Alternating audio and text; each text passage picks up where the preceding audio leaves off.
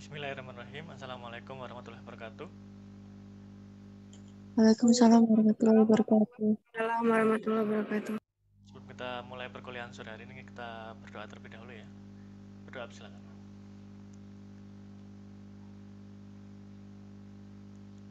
Bisa diakhiri. Saya absen dahulu Mbak Zulfati Zahro.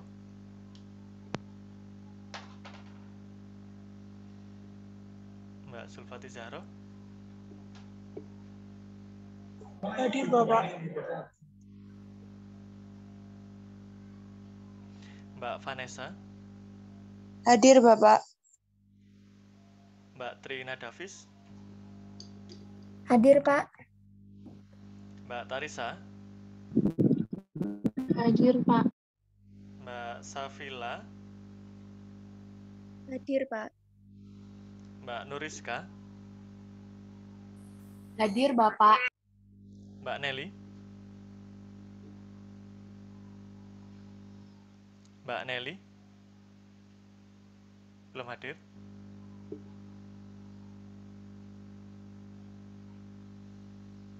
Mbak Nanda. Hadir Bapak. Mbak Nafila. Hadir Bapak. Mas Musli.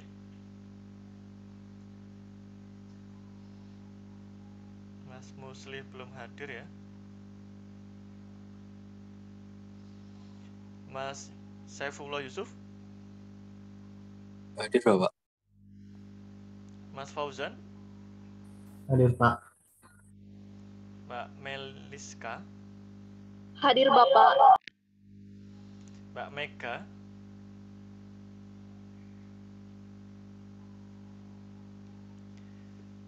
Mbak Mega. Masih login ini sebenarnya. Mbak Maimunah. Hadir Bapak. Mas Ivan. Hadir Pak. Mbak Hilma. Hadir Bapak. Mas Hamam.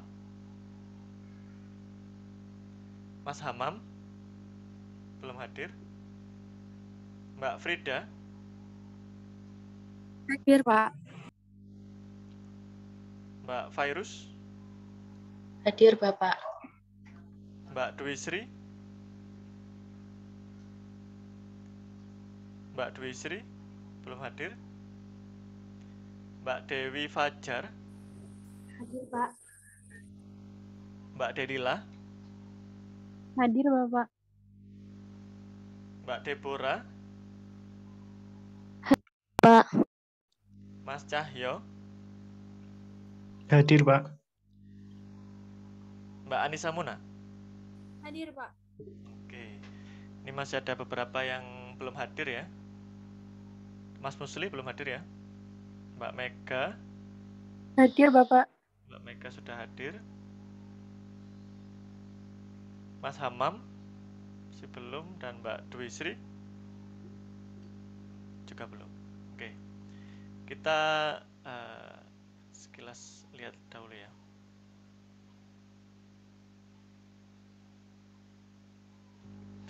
Baik, dari form yang sudah dilengkapi, di situ saya bisa lihat sudah banyak yang mengumpulkan ya, meskipun kemarin terkena hari libur ya, karena tanggal merah, tapi rupanya kelas ini masih banyak yang rajin gitu ya. Ya bagus, saya sangat appreciate kelas ini banyak yang rajin, itu tandanya ya mahasiswa seperti itu.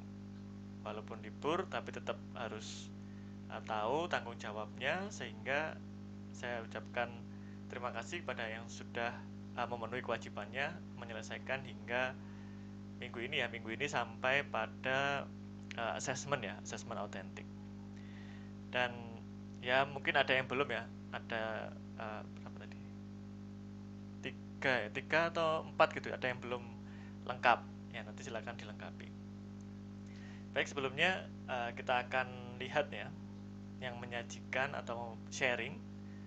Mungkin dari yang pertama, yang 2 minggu lalu, yaitu tentang peta konsep ya. Saya ingin lihat progresnya, apakah sudah direvisi sehingga hasilnya menjadi lebih menarik, Atau masih tetap nih? Siapa ini yang uh, ingin menyajikan hasil revisi dari peta konsepnya?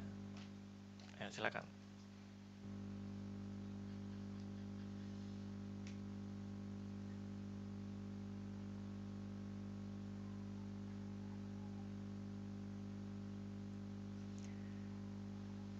Belum ada?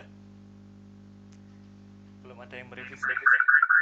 Mungkin saya, Pak. Tapi laptop saya masih ada masalah sedikit. Oke, Mbak Mega ya. Mbak Deborah, raise hand, ingin menyajikan hasil revisinya?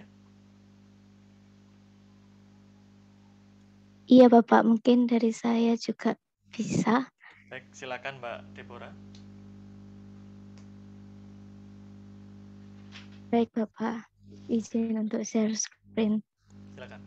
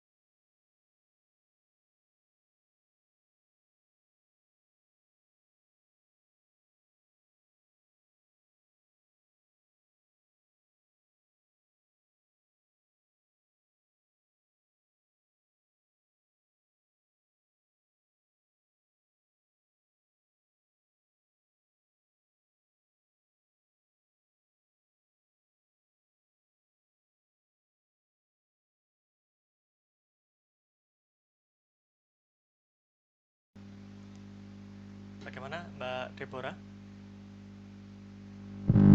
Mbak Deborah hilang sepertinya ya. Oke, mungkin dari yang lain yang ingin menampilkan hasil revisi dari peta konsepnya.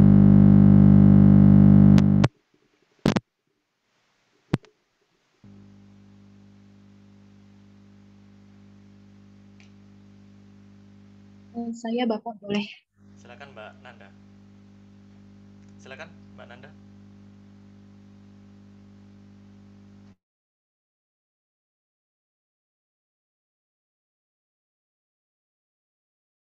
Apakah sudah terlihat?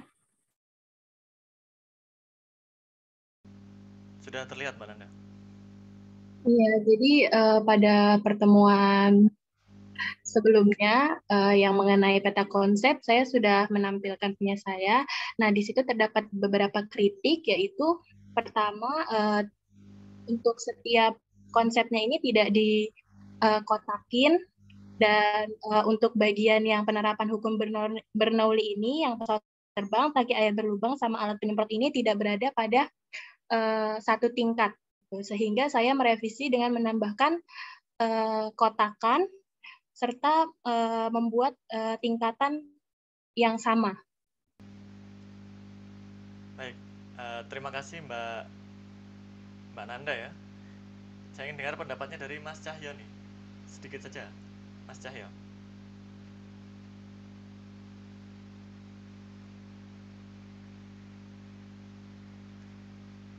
Mas Cahyo hadir?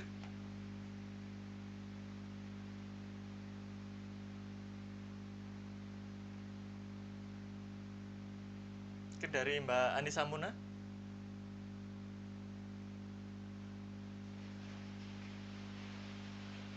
Baik, Bapak. Menurut saya tadi masih sedikit bingung di yang prinsip Bernoulli dan penerapan hukum Bernoulli-nya itu, Pak. Itu kan tidak berbentuk kotak. Nah, itu apakah boleh atau di bentuknya itu ada artinya? Seperti itu, Pak. Baik, dari Mbak Nanda, ada tanggapan Mbak Nanda? Baik, dari yang saya tangkap kemarin, Pak Rizky bilang kalau apabila kotaknya itu menyulitkan untuk membuat peta konsep menjadi menarik, jadi boleh menggunakan bentuk-bentuk yang menarik. Ya, jadi memang untuk penggunaan bingkainya ini sudah bagus ya. Kalau gini kan kelihatan lebih rapi, lebih indah, ada bingkainya, dan lebih memudahkan bahwa prinsip Bernoulli sama penerapan ini berada pada level yang sama. Sedangkan untuk pesawat terbang, tangki air berlubang, alat penyemprot ini di level yang sama juga. Jadi saya rasa dari yang kemarin sudah tampak progresnya, sudah lebih menarik gitu ya Mbak Nanda ya. Bagus. Ada komentar dari Mbak Nanda? Ada pertanyaan? Apakah ada komen atau kritik lagi untuk saya merevisi peta konsep ini, Bapak? Kalau dari saya sudah cukup ya. Mungkin dari yang lain ada masukan mungkin? Oke, jadi memang sudah menarik, Mbak. Sudah colorful ya. Nanti silakan bisa digunakan di buku yang akan dikembangkan. Terima kasih Mbak Nanda. Semoga bisa menginspirasi yang lain. Baik, Bapak. Terima kasih. Ya, terima kasih. Mbak Deborah sudah hadir kembali. Sepertinya tadi sempat keluar. Mungkin satu lagi dari peta konsep. Boleh juga main map ya.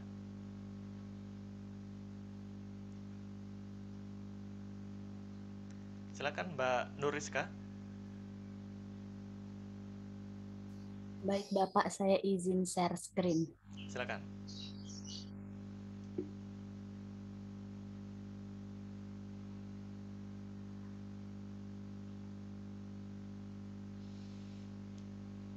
Apakah sudah terlihat? Sudah. Silakan sedikit pengantar. Baik. Iya, baik Bapak. Berikut peta konsep yang saya buat mengenai gelombang mekanik. Nah, di sini nanti dalam handout saya, dalam bahan ajar saya itu akan mempelajari tentang definisi dari gelombang mekanik, kemudian sifat-sifat gelombang mekanik. Nah, sifat-sifat gelombang mekanik ini nanti akan terdiri dari pemantulan, pembiasan, difraksi, dan juga interferensi. Kemudian juga akan mempelajari tentang jenis gelombang mekanik yang nanti menurut arah getar dan rambatnya akan dibagi menjadi gelombang transversal dan gelombang longitudinal. Kemudian kita juga akan mempelajari tentang besaran fisis gelombang mekanik yang terdiri dari cepat rambat, amplitudo, fase, panjang gelombang, frekuensi, dan energi dengan persamaan sebagai berikut. Kemudian nanti juga saya akan memberikan barcode berupa e-book saya gitu, bahan ajar online saya di peta konsep ini agar bisa di-scan seperti itu, Bapak. Baik, terima kasih Mbak Nuriska ya. Ini sudah nampak perbedaan, tapi ingin saya dengar juga ya pendapat dari Mbak Tarisa. Gimana Mbak pendapatnya dari peta konsep ini? Kalau menurut saya peta konsep punya Mbak Rizka ini sudah bagus, dilengkapi sama gambar-gambar juga, ada barcode-nya, jadi kayak udah lengkap gitu Bapak. Terus warnanya juga menarik, seperti itu. Baik, terima kasih Mbak Tarisa atas pendapatnya. Satu lagi mungkin ada masukan untuk Mbak Nuriska?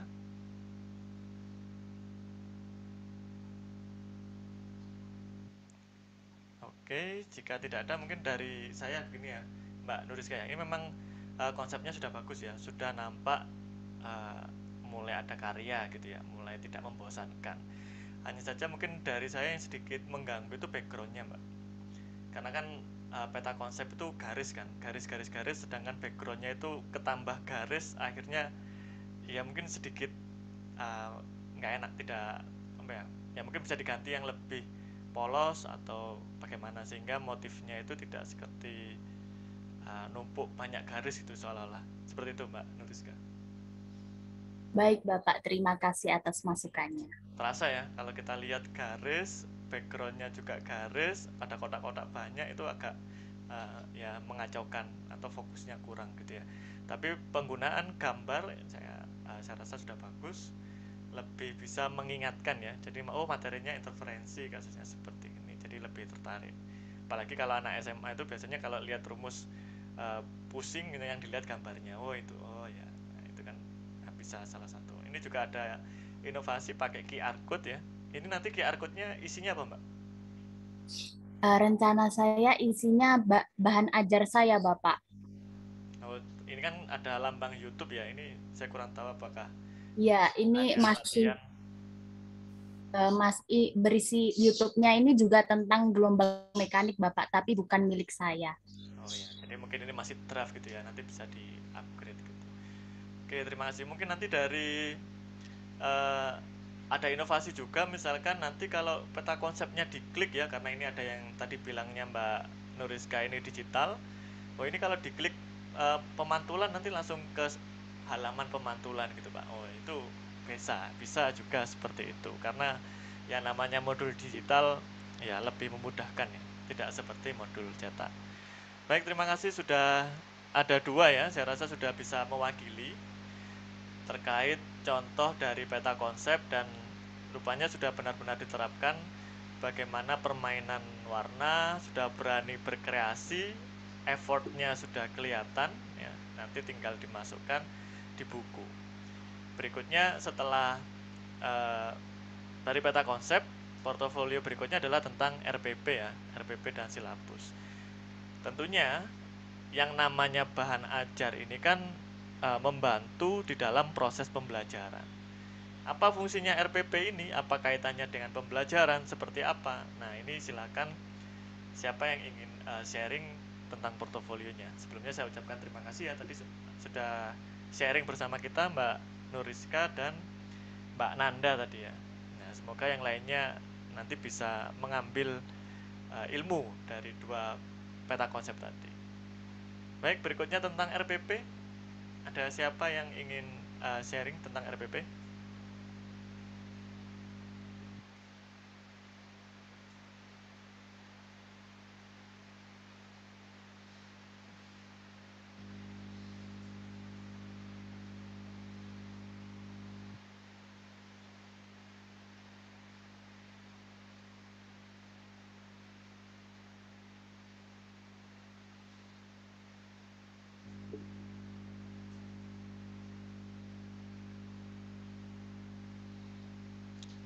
Ada siapa? Harus saya tunjuk atau gimana? Sudah angkatan paling tua ini kok masih ditunjuk-tunjuk ini. Ayo.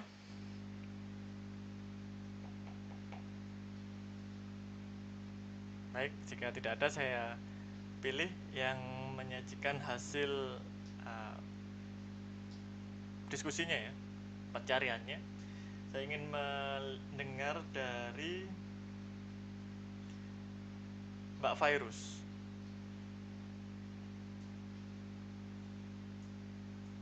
Ya, Bapak. Silakan Mbak Virus bisa sharing terhadap dari hasil pencariannya tentang RPP.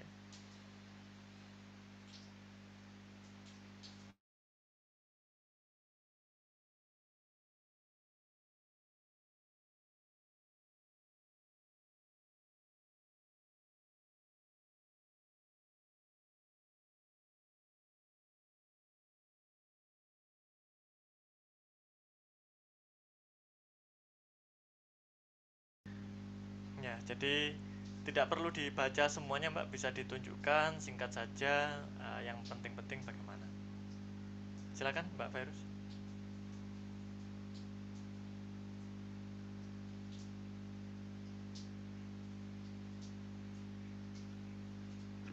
Baik, berikut ini adalah rencana pelaksanaan pembelajaran.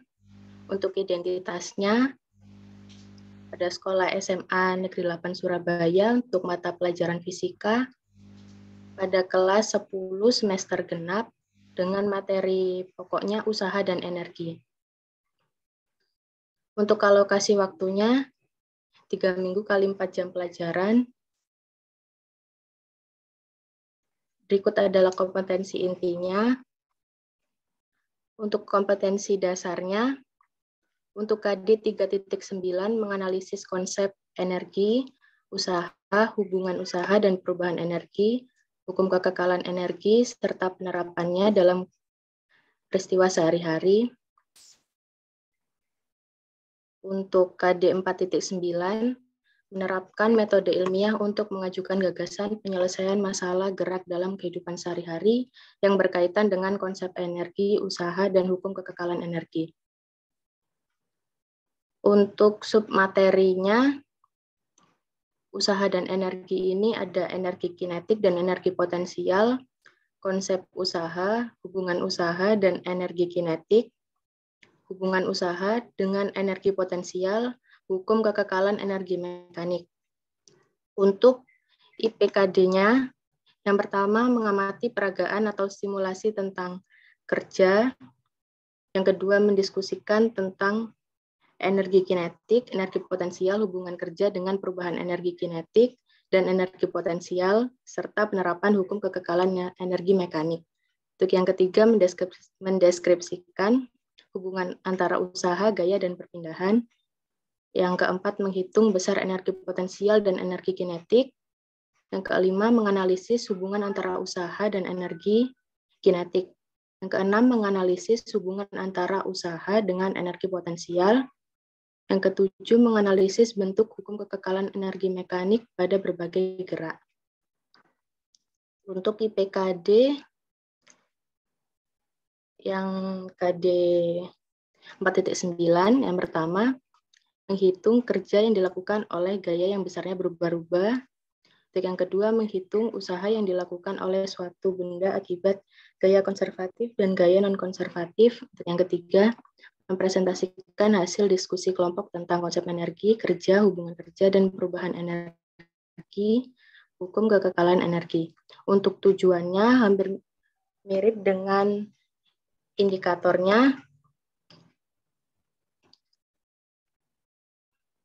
Dan berikut adalah portofolio lembar penilaian sesuai topik. Terdapat instrumen portofolio,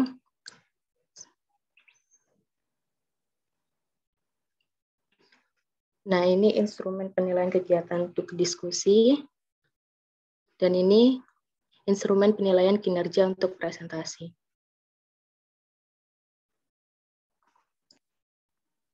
Ini untuk aspek sikap. Nah, seperti itu, Bapak.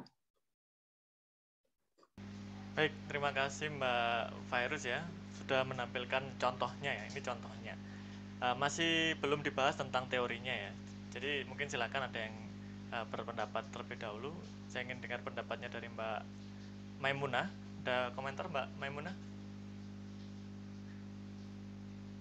Bisa menjawab Bapak. Silakan. Jadi yang waktu di RPP-nya itu apakah satu topik deh, Mbak Virus? Soalnya saya melihat itu ada beberapa topik juga di sini kan. Belum ditampilkan itu praktikumnya, maksudnya modul praktikumnya. Padahal di portofolio yang disuruh sama Pak Rizky itu ada praktikumnya, maksudnya ada modul-modul cara kerja praktikumnya. Seperti itu Mbak Virus. Baik, terima kasih Mbak Maimunah. Ada tanggapan Mbak Virus? Baik. Kalau untuk RPP-nya itu sepertinya satu topik, tapi ini saya memasukkan RPP dari mata kuliah lain karena topiknya sama. Seperti itu. Kalau untuk modul praktikumnya, saya masih bingung ingin melakukan praktikum seperti apa. Oke, terima kasih ya. Tadi masukan dari Mbak Maimunah juga sudah tepat, karena saya lihat RPP-nya ini masih terlalu luas ya, sedangkan bahan ajar yang akan dikembangkan itu sesuai topiknya. Topiknya kemarin sudah dipilih oleh Mbak Fairuz, maka RPP-nya sesuaikan dengan topiknya. Sehingga kalau RPP-nya sudah sesuai, nanti bahan ajar yang akan dikembangkan itu akan tampak, Mbak. Mau praktikum apa, kemudian mau menyajikan fenomena apa, langkahnya gimana, isinya seperti apa, itu akan nampak karena RPP-nya sudah jelas dan sudah spesifik. Nah, maka dari yang RPP yang umum itu, silakan nanti Mbak Fairuz dipilah lagi yang sesuai dengan topiknya. Karena nanti kalau bahan ajar itu kan fungsinya adalah mendampingi proses belajar kan, yang nanti akan membantu dalam pembelajaran, sehingga pembelajarannya harus jelas dulu mau menyajikan fenomena apa. Baik, terima kasih Mbak Fairuz. Ada yang ditanyakan mungkin dari Mbak Fairuz sendiri? Belum ada Bapak, terima kasih atas masukannya. Ya, terima kasih. Dari yang lain silakan, kita cari pembanding ya. Mungkin bisa dijelaskan dulu sedikit tentang RPP seperti apa, silabus ya, mungkin bisa belum ke contoh.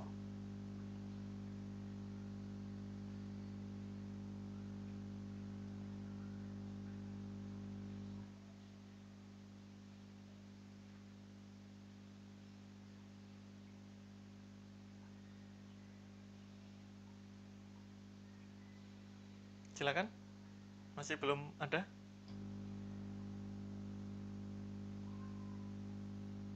Mungkin saya, Bapak. Silakan Mbak Maimunah.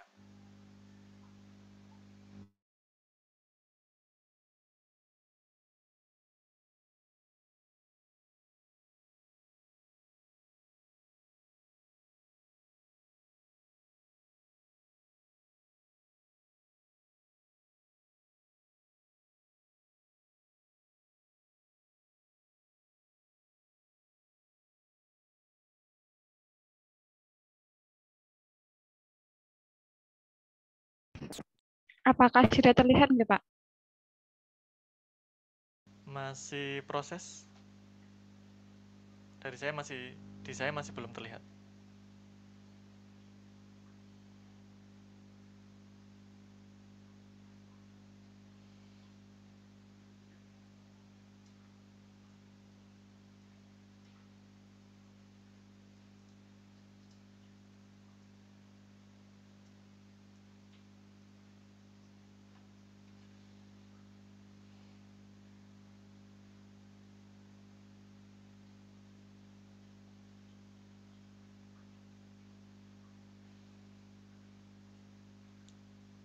Atau silakan di end screen ya.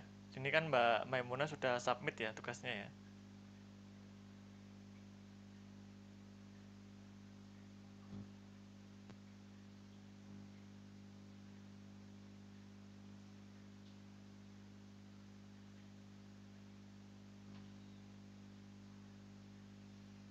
Sudah nampak Mbak? Silakan.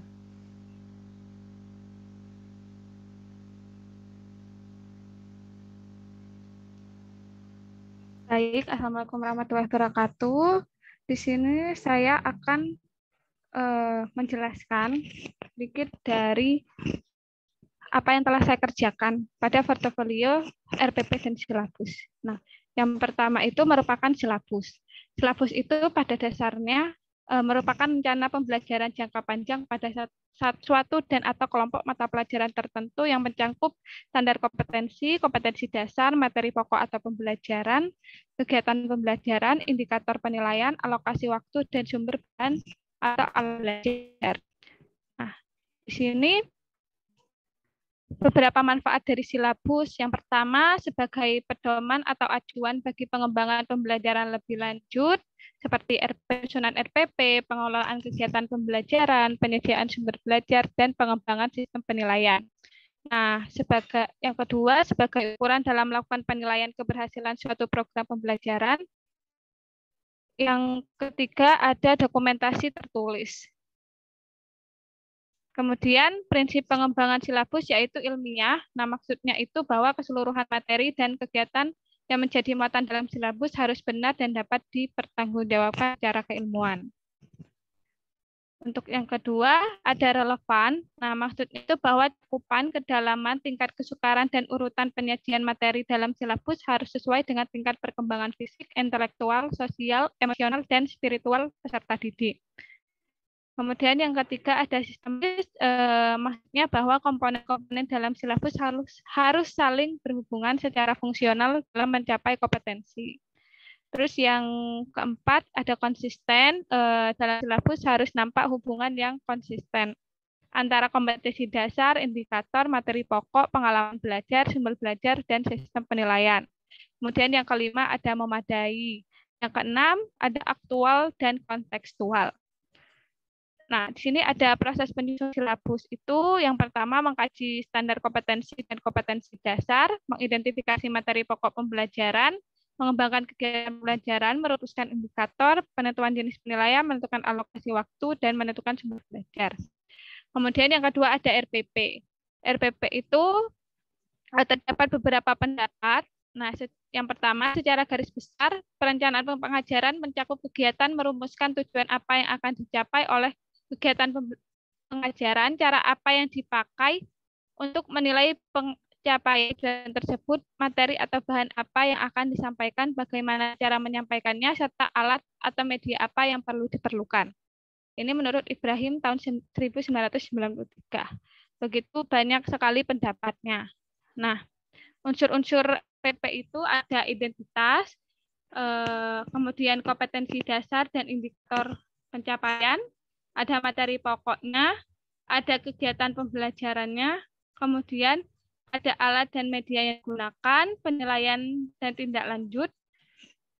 Ini ada langkah-langkah penyusunan RPP, terus mengisi kolom identitas, menentukan alokasi waktu, menentukan SK, KD, dan indikator, merumuskan tujuan pembelajaran, mengidentifikasi materi aja yang akan disampaikan, menentukan metode pembelajaran, kemudian merumuskan langkah-langkah pembelajaran, menentukan alat atau bahan sumber yang digunakan, menyusun kriteria penilaian.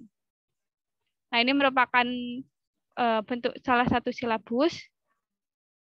Di sini ada identitasnya, kemudian materi pokoknya, ada kompetensi inti, kompetensi dasar, materi pokok, dan kegiatan pembelajarannya.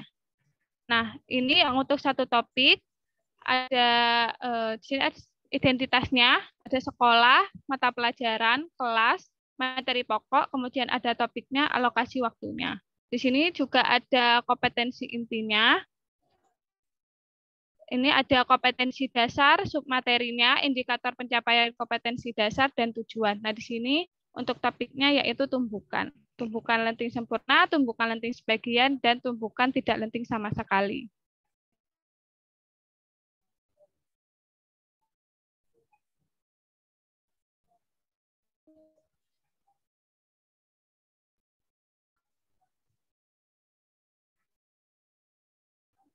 Nah, di sini ada metode pembelajarannya, media pembelajaran, dan sumber belajarnya. Di sini ada kegiatan pembelajarannya.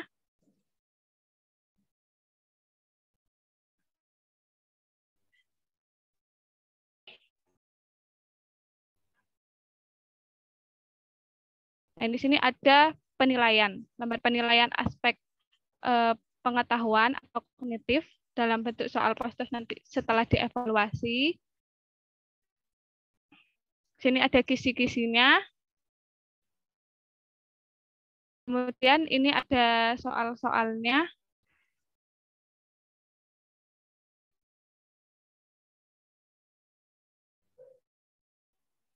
Ini ada rubrik penilaiannya sebagai acuan untuk menilai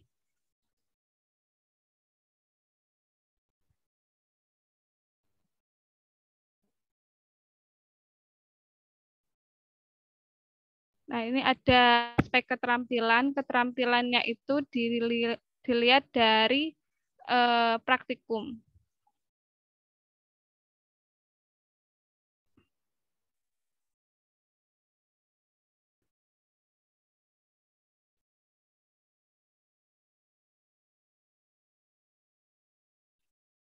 ini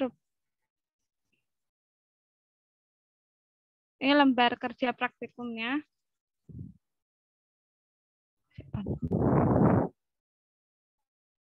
Saya menggunakan pad karena kalau untuk praktikum yang secara langsung bingung mau bagaimana.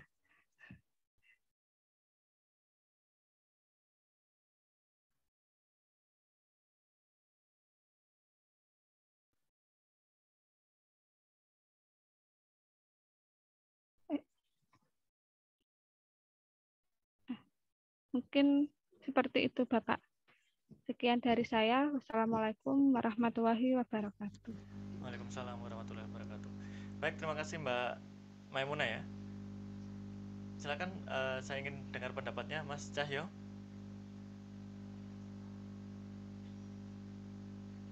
Mas Cahyo. Iya, Bapak. Bagaimana pendapat Mas Cahyo terkait hasil pengerjaannya Mbak Maimunah? Menurut saya pekerjaannya sudah sangat lengkap ya. Dan tadi secara teori juga untuk contohnya sudah sesuai dengan teori yang disampaikan. Oke, terima kasih Mas Cahyo ya. Ada yang ingin ditanyakan atau disampaikan kepada Mbak Maimunah?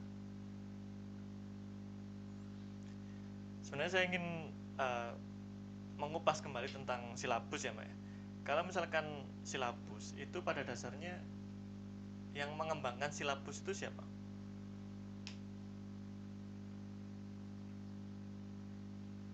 Izin terjawab Pak. Menurut saya itu yang mengembangkan silabus itu dari pusat pendidikan. Baik, berarti kan para guru ini kan dapat silabus dari pusat. Lalu apakah boleh seorang guru itu melakukan revisi dari silabus yang diperoleh? Menurut saya boleh karena sesuai dengan keadaan atau kondisi dari karakteristik siswanya. Jadi siswa itu seperti apa sehingga tercapainya tujuan pembelajaran. Seperti itu Bapak. Baik, terima kasih. Kalau dari Mbak Frida, gimana Mbak Frida?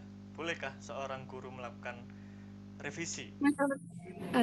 Menurut saya itu kalau misalkan yang direvisi itu bukan dari silabusnya untuk menyesuaikan dengan masing-masing itu dari RPP-nya. Jadi tidak merevisi silabus. Seperti itu, Pak.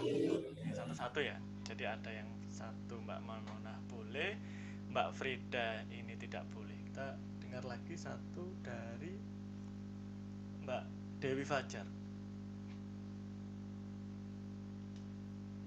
Kalau saya setujunya sama Mbak Maimunah, Pak. Jadi mungkin bisa direvisi untuk menyesuaikan bagaimana kebutuhan dari pembelajaran yang akan dilakukan. Oke, kalau gitu tahu kebutuhannya dari mana ya?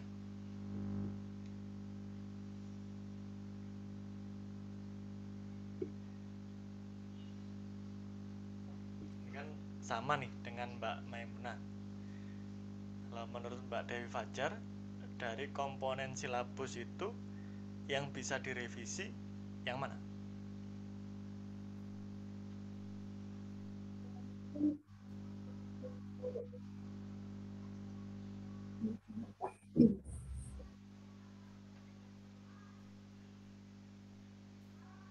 Untuk kegiatan pembelajarannya.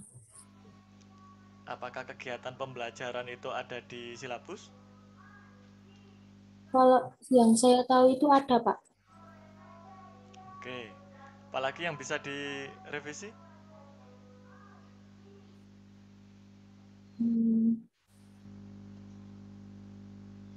Mungkin itu saja, Pak. Ya. Jadi memang dari guru ya, pada dasarnya silabus itu bisa direvisi, bisa disesuaikan. Ya. Cara penyesuaiannya dari mana? Dilihat dari prota dan promes, program tahunan dan program semester.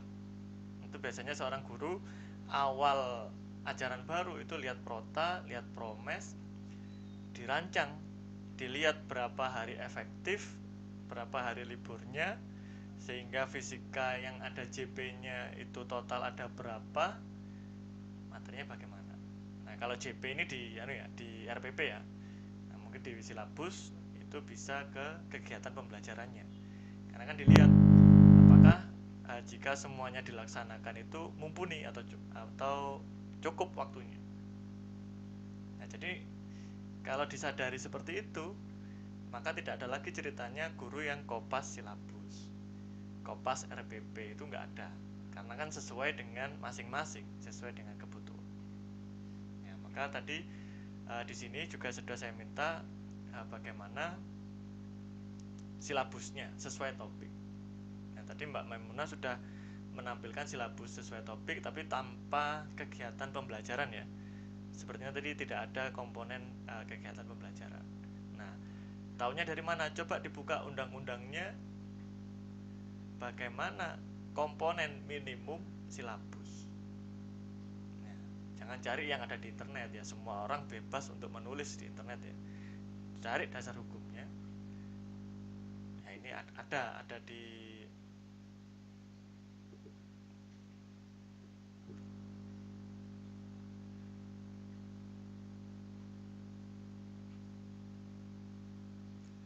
nanti dicari di peraturan menterinya terkait dengan silabus maupun RPP, komponennya apa saja minimum, nanti bisa disesuaikan dengan kebutuhan. Kemudian tadi dilanjut dari Mbak Maimunah menyajikan praktikumnya itu virtual Pak, ya enggak apa-apa, boleh, atau mau didampingi dua-duanya, ada real ada virtual itu juga boleh. Nanti kalau misalkan ya ini kan bukunya digital Pak ya, jadi pengennya praktikumnya juga digital, boleh ya. Nanti yang praktikum realnya bisa digunakan sebagai pembanding saja. Jadi ada lembar praktikum real, ada lembar praktikum virtual, itu juga boleh ya. Nanti kreasi dari penulis ya, silakan nanti sesuai kebutuhannya seperti apa.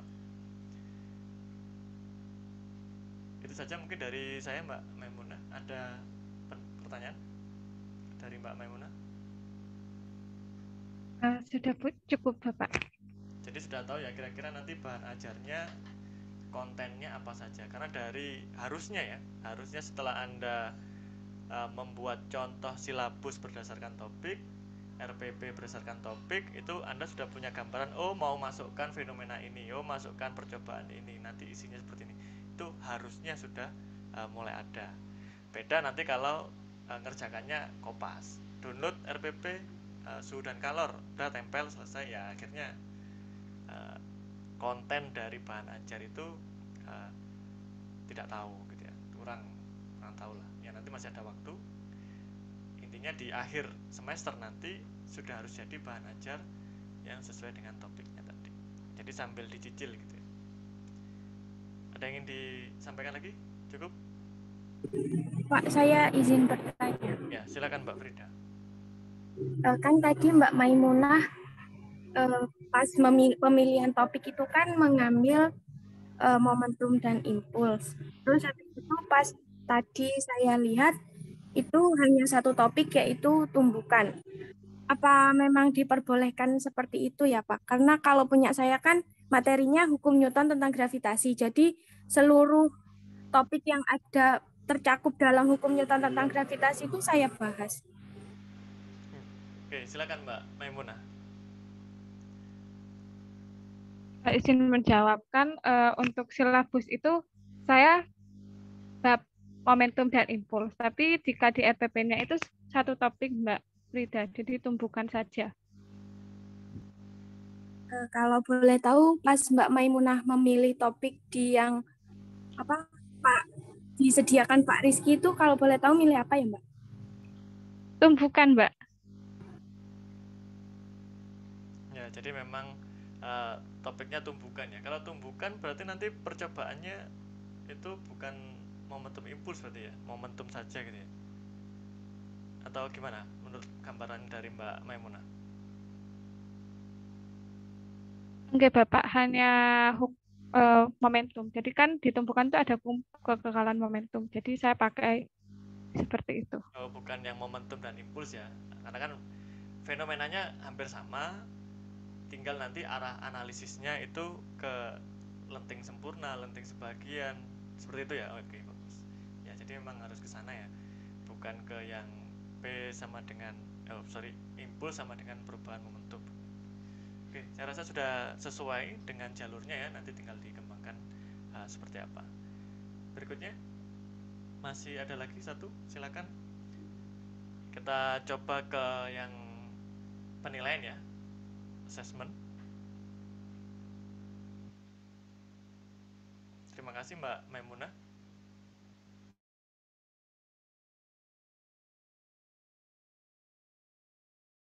Setelah tadi membahas tentang RPP dan silabus ya, sudah ada 2 dari teman-teman Anda, dari Mbak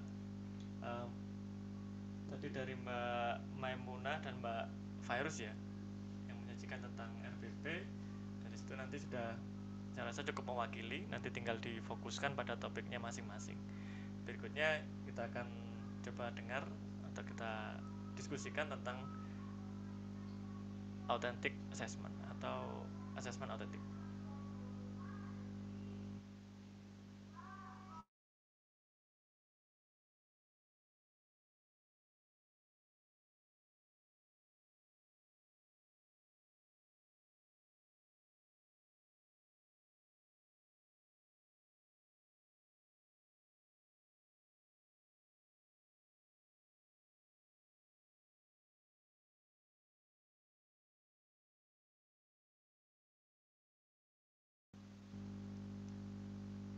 Silakan. Ini dari Mbak Tarisa, bisa sharing? Atau Mbak Frida? Ya, izinnya Pak. Tapi dibantu share screen oleh Mbak Virus. Oke, silakan.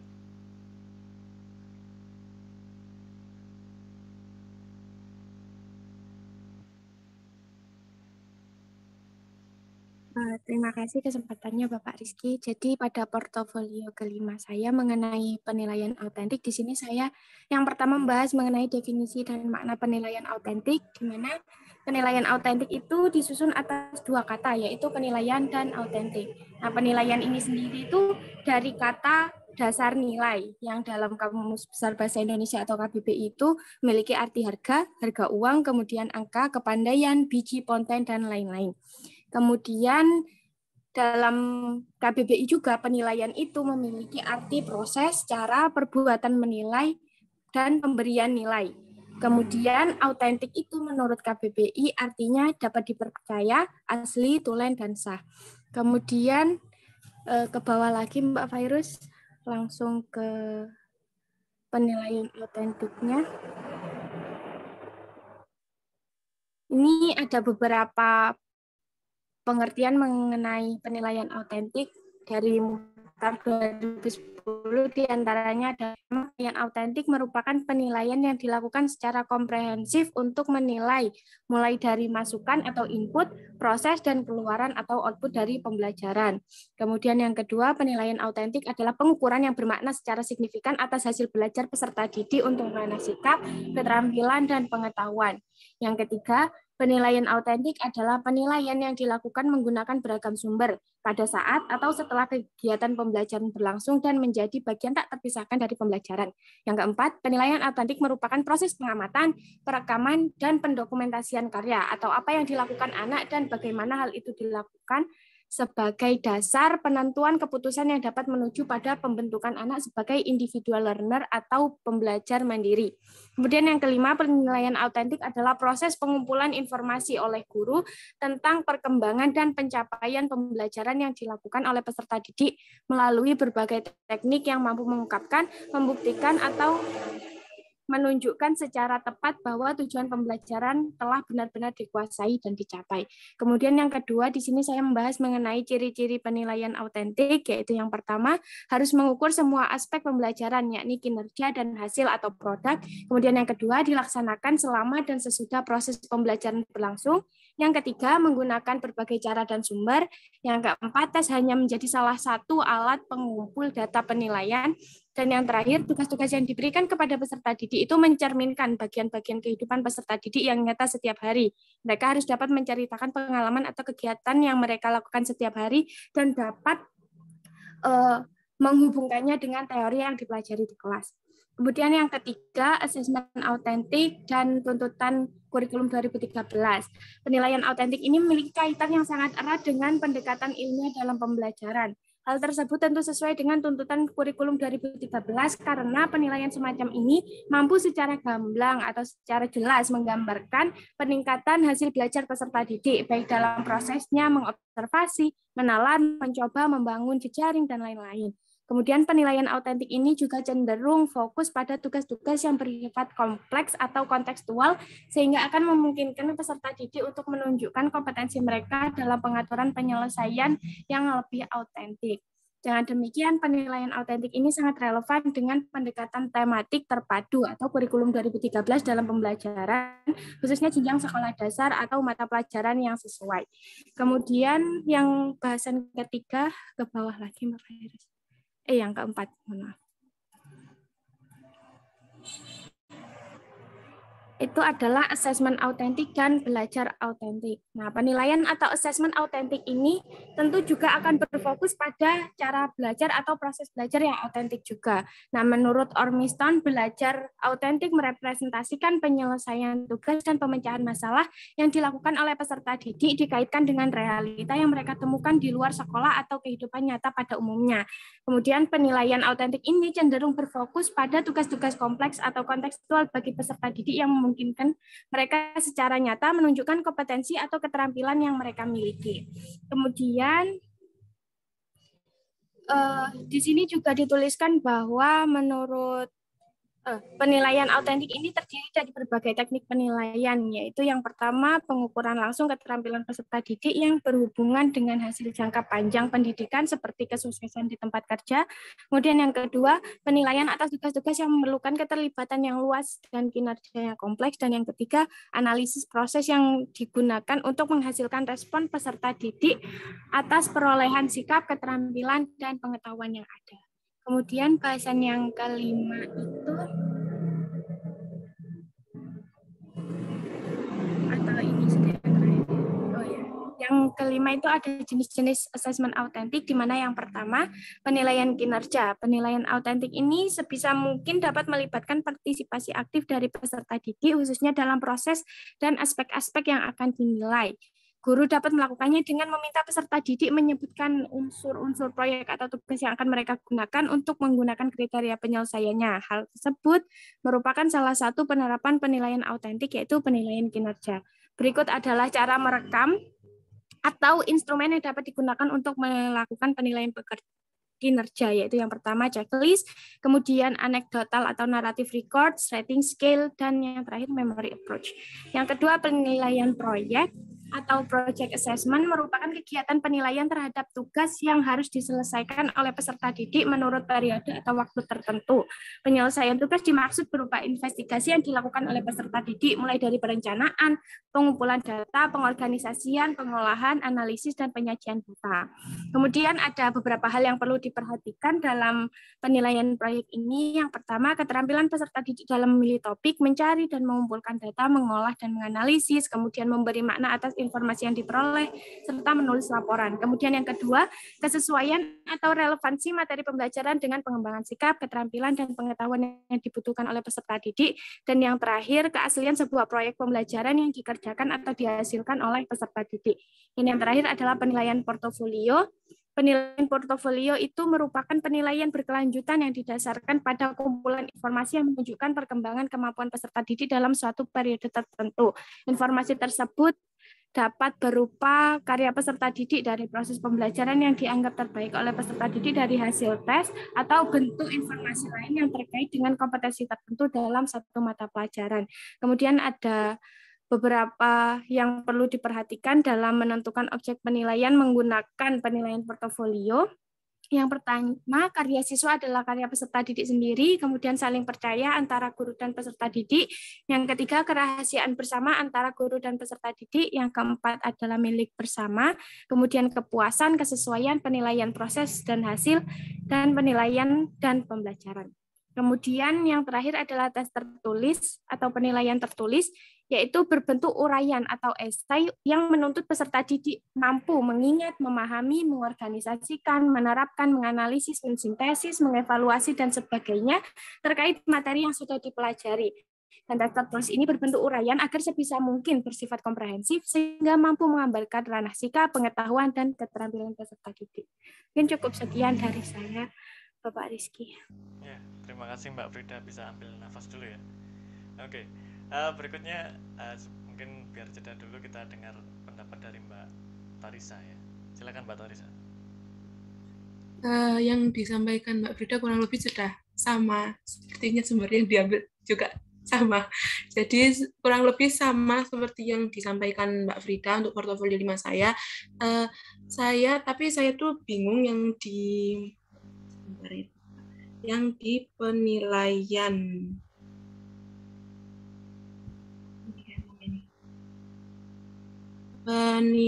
kinerja. Nah, di situ kan dikatakan bahwa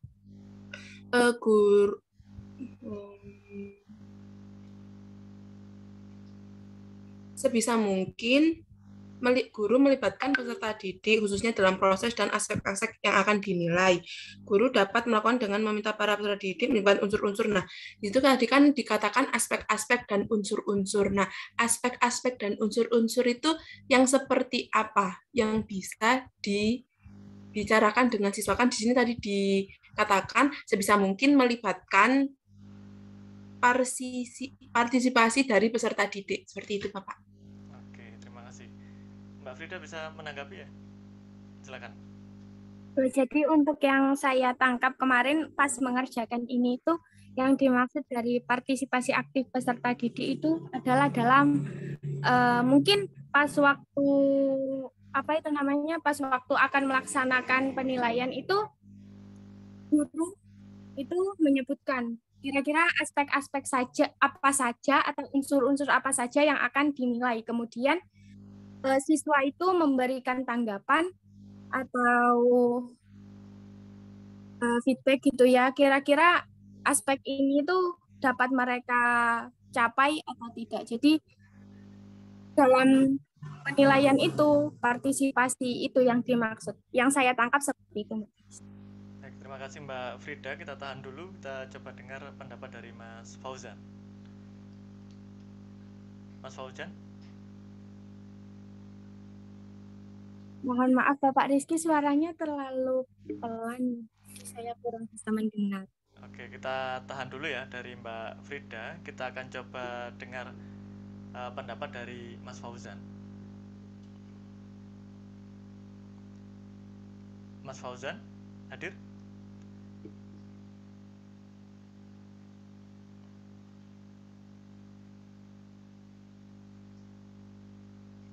Oke, sepertinya masih belum hadir bersama kita. Mbak Hilma. Mbak Hilma? Iya, Bapak. Silakan. Ada pendapat? Saya izin bertanya, Bapak, dari yang dijelaskan dari Mbak Frida sebelumnya. Silakan. Tadi kan Mbak Frida kan menjelaskan mengenai penilaian portofolio kan. Nah, di situ ada hal-hal yang perlu diperhatikan dalam menentukan objek penilaian.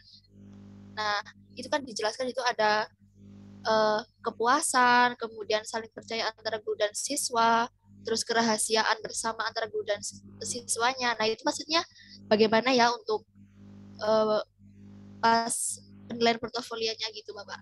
Saya masih bingung dari hal-hal yang perlu diperhatikan tadi, seperti itu. Oke, sebelumnya Mbak Hilma, tadi ada pertanyaan ya dari Mbak Tarisa. Mungkin bisa memberikan pendapat terkait pertanyaan yang diberikan oleh Mbak Tarisa.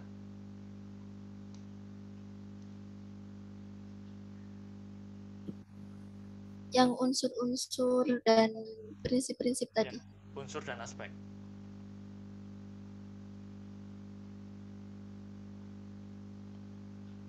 Sepertinya masih belum. Oke, silakan Mbak Deborah raise hand. Ada apa? Mungkin saya bisa membantu menjawab pertanyaan dari Mbak Tarisa. Ya, silakan Mbak Deborah, kita pending dulu tadi ya Mbak Hilma ya. Pertanyaannya juga menarik tuh, tapi setelah ini kita akan bahas. Silakan Mbak Deborah.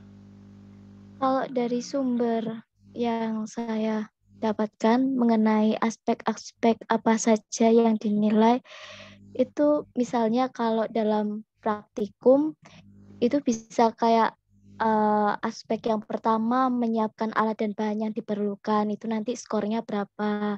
Lalu yang kedua melakukan praktikum yang sesuai dengan topik tersebut, nanti skornya berapa, seperti itu. Kalau misalnya aspek yang dinilai seperti keaktifan apa ya, kayak sikap yang dinilai misalnya itu kayak bisa kebersamaan atau keaktifan atau bagaimana gitu Pak. Mungkin itu tambahan dari saya. Oke, terima kasih Mbak Deborah terkait tambahannya. Tadi kalau saya simpulkan dari pertanyaannya Mbak Tarisa itu membahas tentang aspek seperti apa ya yang bisa dibahas atau disampaikan ke siswa. Karena memang kadang gitu siswa kita tuh bingung kadang. Ya kalau kita flashback ke ketika menjadi siswa ya, atau mungkin ketika menjadi mahasiswa gitu ya. Loh, kok saya tiba-tiba dapat C? Itu pasti bertanya-tanya. Beda lagi kalau nilainya bagus. Loh, nggak ada sepertinya. Kalau misalkan saya dapat A itu nggak ada yang tanya. Loh, saya kok dapat A itu sepertinya nggak ada ya. Tapi kalau dapat yang kurang-kurang itu biasanya malah dipertanyakan. Tapi itu juga bagian dari keterbukaan ya masalah nilai. Maka ada beberapa aspek yang perlu disampaikan atau di-sharing dari guru kepada siswa sehingga tidak serta-merta muncul nilai. Dan itu di beberapa bahan ajar atau di buku paket sudah ada. Jadi ketika siswa misalkan melakukan percobaan, dia sudah tahu bagaimana, apakah ditulis datanya lengkap beserta satuan, poin berapa, itu sudah ada.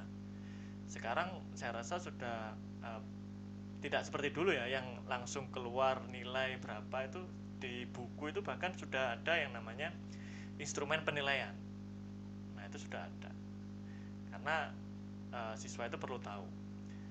Tapi mungkin ya yang selama ini yang sering terjadi adalah dia menggunakan skala, misalkan 1 sampai 5. Kenapa 1 sampai 5? Itu sebenarnya tidak disarankan ya.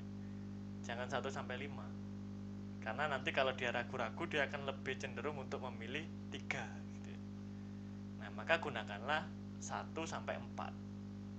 Ya, ada peneliti atau penulis yang meneliti bahwa skala yang lebih bagus itu 1 sampai 4. Jangan 1 sampai 5. Karena kebanyakan nanti akan milih 3 minimal gitu ya. Tapi kalau 1 sampai 4, nah itu pasti ada juga yang saya kembangkan ya. Yang saya kembangkan ini kan salah satu penilaian adalah melibatkan partisipasi aktif dari siswa. Artinya mereka bisa menilai diri mereka sendiri dari instrumen yang dikembangkan. Sedangkan ketika instrumennya itu berupa kuantitatif, angka, skor, ya siswa tahu dong, oh ini bagus 80 bagus, 75 jelek. Itu akhirnya nanti akan mengganggu. Beda lagi ketika angka-angka itu kita jadikan kualitatif atau deskriptif, dan nanti ditambah tidak hanya kalimat positif tapi juga kalimat negatif. Nah, jadi misalkan contohnya yang kemarin mengambil mata kuliah saya di asesmen berbasis TIK, itu kan saya sudah ketika proyek saya ajukan beberapa pertanyaan. Nah, dari pertanyaan itu saya dapat scoring. Karena kan Anda dapat tahu, oh produk saya itu menarik, oh produk saya ini buttonnya atau tombolnya lengkap. Nah maka dari situ saya terjemahkan ya, kualitatifnya ke dalam kuantitatif. Nah karena ada yang sebaliknya, ada yang kuantitatif dulu baru diterjemahkan ke dalam kualitatif. Nah itu variasi ya, semua ada plus minusnya. Kalau yang kuali itu kan dari gurunya juga sibuk di awal itu ya, karena harus membuat instrumen, harus ya itulah bagian dari penilaian ya, untuk memberikan feedback, untuk memberikan ukuran ya, ukuran kepada siswanya itu apakah sudah mencapai hasil belajar atau belum.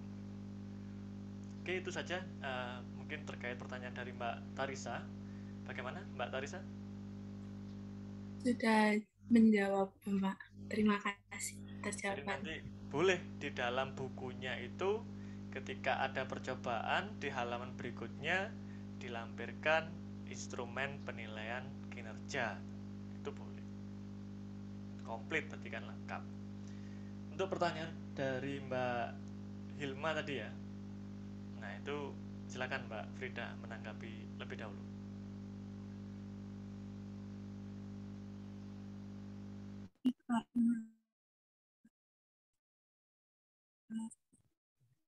Percaya, kerahasiaan, kemudian milik bersama, kepuasan, kesesuaian.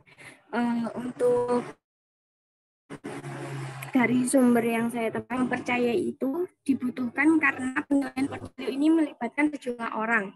Rasa saling percaya memunculkan keabsahan penilaian. Unsur sentimen atau niat menjatuhkan orang lain dijauhkan dari penilaian portofolio.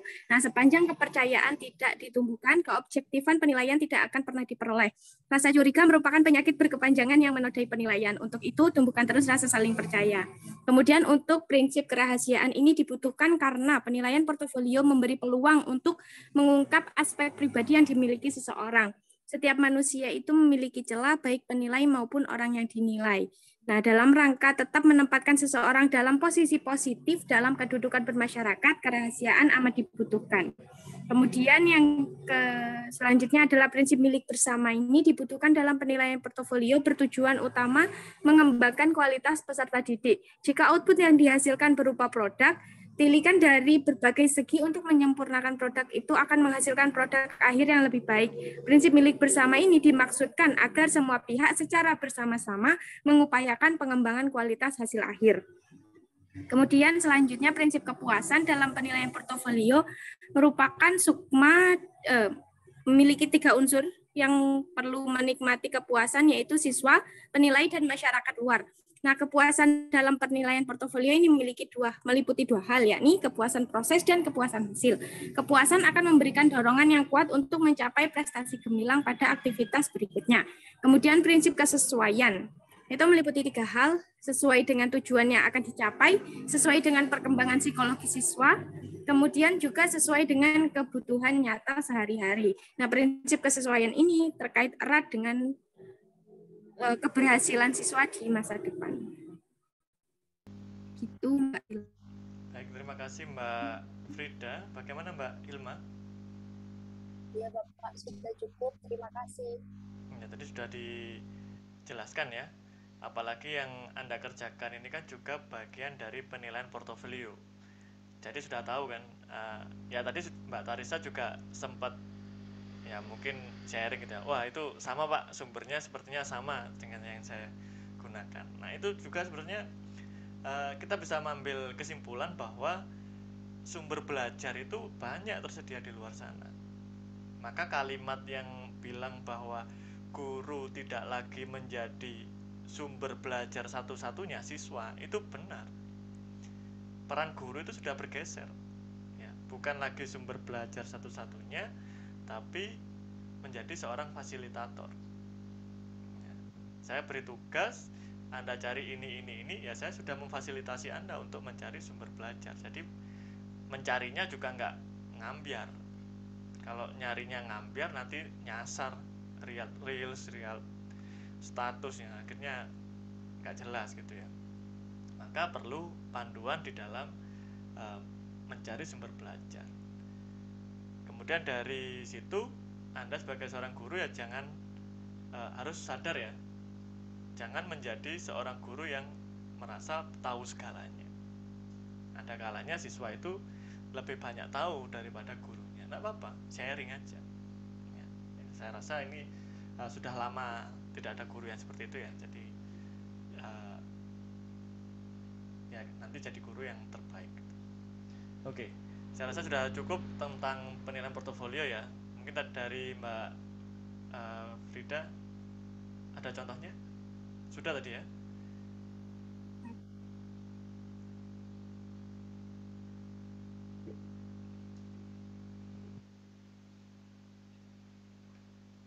Ya, dari Mbak Frida belum ada contohnya ya. Nanti bisa dikembangkan untuk membuat instrumennya. Nah, nanti akan menjadi pelengkap dari bahan ajar. Itu saja untuk bahasan kali ini ya. Saya rasa sudah mewakili. Dari Mbak Frida tadi sudah sangat lengkap ya. Masih ada beberapa yang perlu dilengkapi seperti contohnya ya, itu perlu ditambah. Oke, ada pertanyaan? Silakan Mbak Nelly.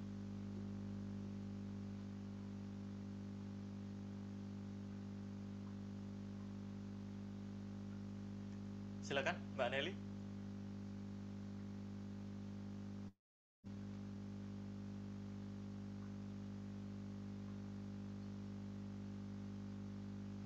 Mbak Nelly, ini raise hand, ada pertanyaan atau kepencet ini ya?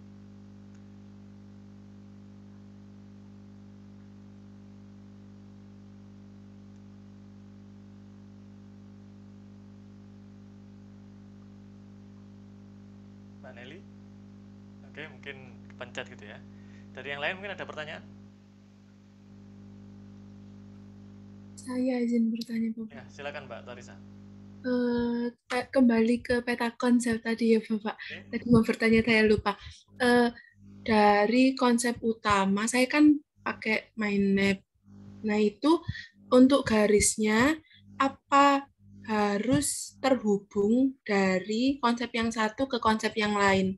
Maksudnya, terhubung itu, ya terhubung gitu, Pak. Kan tadi kalau punyanya siapa tadi ya? Mungkin bisa ditampilkan aja milik Mbak Tarisa gitu ya. Oh, iya, sebentar.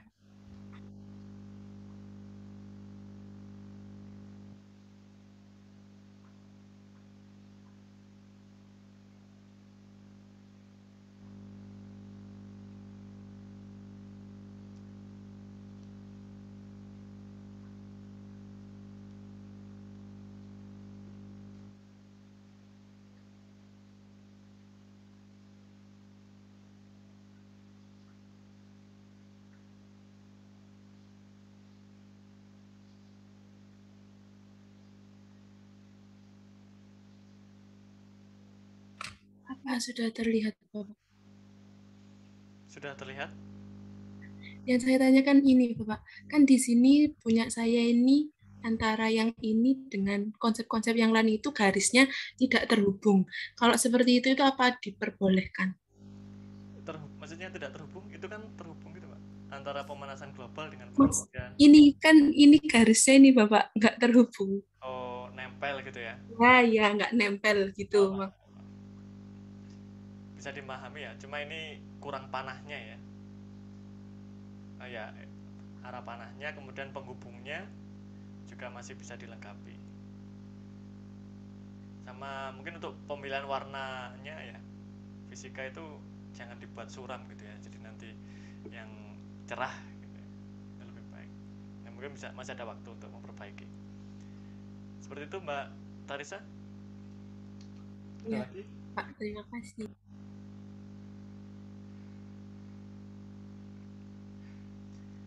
Cukup ya? Jika cukup. Mohon maaf, Pak. Oke, Mbak Trina Davis, silakan.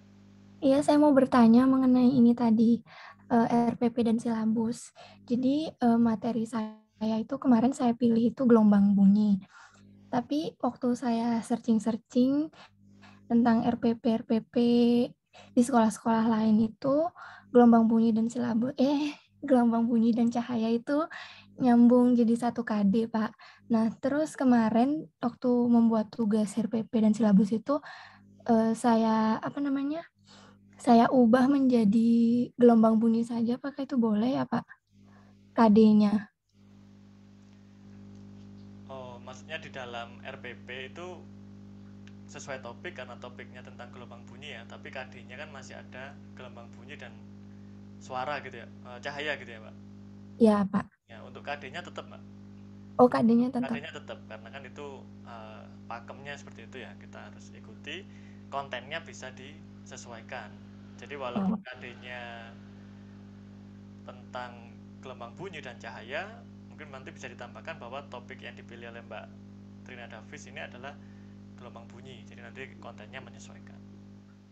Iya Pak, terima kasih banyak Pak. Ya, sama-sama. Nah, itu nanti untuk mengetahui ya konten dari bahan ajarnya seperti apa. Terlebih lagi nanti di minggu depan Anda akan membahas tentang content representation ya. Jadi harus disiapkan. Jadi apa sudah ada yang mencari tentang content representation? Belum ya? Belum, Bapak. Oke, nanti saya langsung bahas saja ya. Untuk content representation yang pertama Anda harus menjawab ya. Jadi silakan dari ide atau konsep penting yang ada di dalam buku Anda ya. Itu apa saja ide atau konsep penting. Nah, nanti katakanlah dibuat tabel ya. Tabel yang horizontal, kolomnya itu nanti berisi konsep-konsep penting. Sebagai contoh ya, ini saya tampilkan contohnya.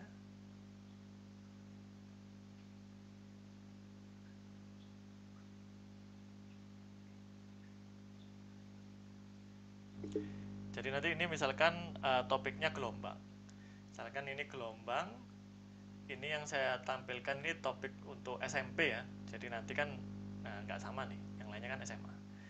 Nah ini dijabarkan ada konsep apa yang penting. Misalkan yang pertama yang penting adalah pengertian tentang gelombang dan besaran yang terkait. Maka dari konsep ini, dari masing-masing konsep yang ada, silakan Anda jabarkan kembali menjawab pertanyaan-pertanyaan ini ya. Yang pertama, apa yang Anda inginkan dipelajari oleh siswa dari konsep ini? Nah, nanti dijawab. Kalau konsep pertama, apa yang Anda inginkan untuk dipelajari oleh siswa? Sebutkan. Ada konsep apa saja yang ingin siswa untuk belajar konsep itu yang apa? Kemudian untuk pertanyaan kedua, mengapa hal ini penting diketahui oleh siswa? Kenapa siswa itu perlu belajar konsep itu? Selanjutnya, hal lain apa saja yang Anda ketahui tapi belum saatnya dijelaskan pada siswa? Nah ini loh, guru itu harus punya satu level di atas muridnya. Ya setidaknya minimal ya satu level di atas muridnya. Jadi hal lain yang Anda ketahui tapi belum saatnya dijelaskan pada siswa. Ini bagian dari pertanyaan ketiga. Dan yang keempat, kesulitan atau keterbatasan yang berhubungan dengan cara mengajarkan konsep tersebut. Jadi kesulitan apa dalam mengajarkan konsep tersebut? Yang kelima, pengetahuan akan pemikiran siswa yang mempengaruhi Anda dalam mengajarkan materi tersebut. Nah ini biasanya ke pengetahuan awal atau apersepsi siswa seperti apa. Dan lanjut ke 6, faktor lain apa yang mempengaruhi cara pengajaran konsep tersebut. Ya mungkin ada faktor mengamati, ada contohnya itu dalam kehidupan memudahkan, ada contoh-contoh yang bisa membantu, dan ada analogi yang bisa disampaikan. Kemudian bagaimana prosedur Anda dalam mengajarkannya? Nah, ini disampaikan. Nah, ini ada 8. Yang terakhir, bagaimana cara spesifik untuk memastikan pemahaman siswa atau kebingungan siswa dalam mempelajari konsep tersebut. Jadi ada 8 pertanyaan untuk setiap ide atau konsep penting yang harus Anda sampaikan. Jadi penjabarannya seperti apa? Tuliskan KI, KD ya. Nah, nanti disampaikan. Ini untuk minggu depan ya. Atau topik berikutnya, minggu depan masih UTS. UTS-nya ya portofolio itu aja diselesaikan sehingga nanti sambil dicicil bukunya. Biasanya seperti yang tadi ada core ya, content of representation. Itu nanti akan masuk ke dalam buku. Contoh misalkan ketika pada pertanyaan hal apa yang Anda ketahui tapi belum saatnya mengajarkan kepada siswa. Nah itu biasanya bisa dimunculkan di tahukah kamu. Nah itu biasanya seperti itu. Atau pengayaan, masuk pengayaan atau informasi tambahan. Nah itu nanti konten-konten buku itu ya Anda yang tentukan. Misalkan mau dibuat konten tahukah kamu atau pengayaan, nah itu nama-namanya silakan ditentukan oleh masing-masing. Itu saja dari saya. Ada yang ingin disampaikan? Cukup? Jika cukup, kita akhiri untuk pertemuan kali ini ya. Semoga apa yang kita bahas bisa memberikan ilmu yang bermanfaat untuk kita semua. Kurang lebihnya mohon maaf. Saya akhiri. Wassalamualaikum warahmatullahi wabarakatuh. Waalaikumsalam warahmatullahi wabarakatuh. Terima kasih, Pak. Terima kasih, Pak. Terima kasih, Bapak.